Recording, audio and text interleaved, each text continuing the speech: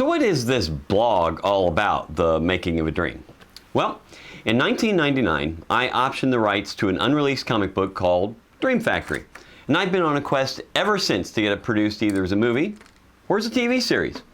And in this blog, I'm going to share with you the entire history. I'm going to share the near hits, all the big misses, and all the actual production notes as I finally move into production.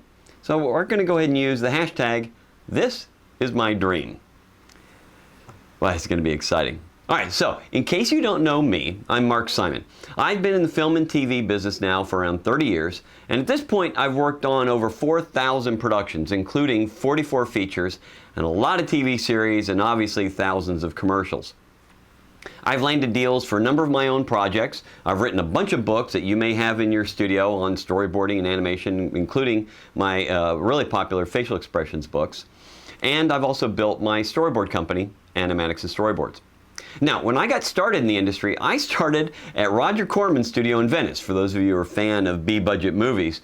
I started as an art director at Roger's place, and then I started storyboarding while I was still living in LA. Then I moved to Orlando with my wife Jeannie, and we helped open up the new Nickelodeon studios there when it was first going national. She became one of their top producers, and I was the second designer at Nick.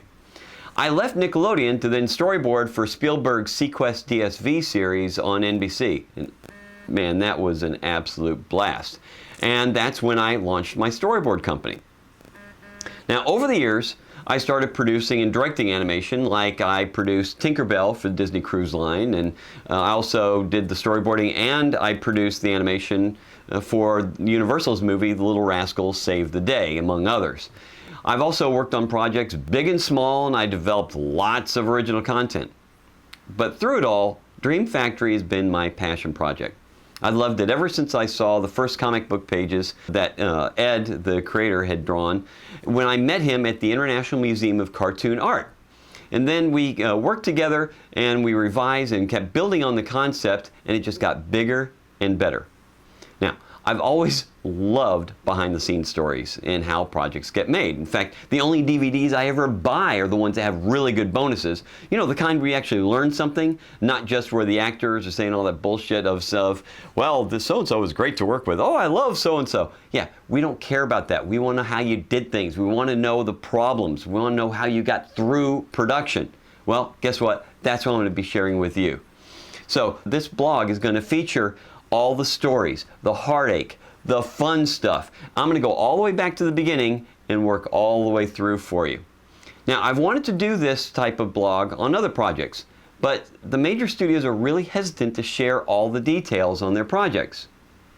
I'm not hesitant to do it. See, the cool thing with this project is I own it, so I can share anything I want. I can share anything you want. In fact, just let me know what you want to hear about. And in fact, a couple people have already reached out to me on LinkedIn, and they wanted to know things like, how do I plan to monetize the production that I'm doing, or how did I select this property in the first place? You know what? And I'm going to answer those. So let me know down below if there's anything else you want to know, and I'll make sure I include that too. Now, I'm going to share my mistakes, I'm going to share the failures, and I'm going to share the frustrations. And there's a lot of frustrations in this industry. Now, I love it. I love everything I do. That doesn't mean I don't get frustrated at times, and I'm going to share that with you. So, getting to this point of moving into production has been a long time coming. I mean, I've had tons of hits and misses on this project. You know, I'll tell you all about a deal I had and how it fell apart. I'll tell you how I thought Disney was going to pick it up and what happened there. I'm going to tell you about when Fox told me they loved it. Yeah, it was a short-term love affair. But see, pitching is a lot like dating. Your heart wells up, and then you get crushed under the high heel shoe, leaving you just bleeding in front of your friends on the street. But you have to be able to deal with that kind of heartbreak when things look so good and get so close and then it falls apart. So you're always going to hear a lot of no's, but it only takes that one yes. After every no or collapse of a deal, I've always stepped back and figured, all right, well, let me see what I could do to make it even better, and then I try it again. Now, I'm not alone in working on an idea for years at a time. Forrest Gump took 11 years before it got the green light to move into production. The creative Barney pitched it for 10 years before it became the purple dino we all love to hate. So I never gave up on this. And as of this recording, I just made a deal to produce a CG short of Dream Factory with the staff and students at the Dave School located at Universal Studios Orlando. So while we're in pre-production, I'll also share with you, and I'll fill you in on the long and sometimes painful history of trying to get this either on TV or on the big screen. I also have a pitch at a major studio coming up. So in the coming months, I'm going to share with you the details of the pitch and what I plan to do with the short. I'll share with you my pitch materials, the old and new and revised character designs, and why I made the changes that I did. I'll even share with you the production diaries of some of the crew who are going to be working with me. Let's see how many of them we get to share their inner thoughts. And through all of this, I've got a business to run and a lot of storyboard projects to draw. So I'm going to be juggling a lot of balls to keep the money coming in and this production moving forward. So I'm going to share some of that along the way with you as well. So for instance, right now, I'm boarding the movie Chucky 7 with Universal. So I have to plan shooting these blogs and putting all the pre-production elements together around my current production schedule.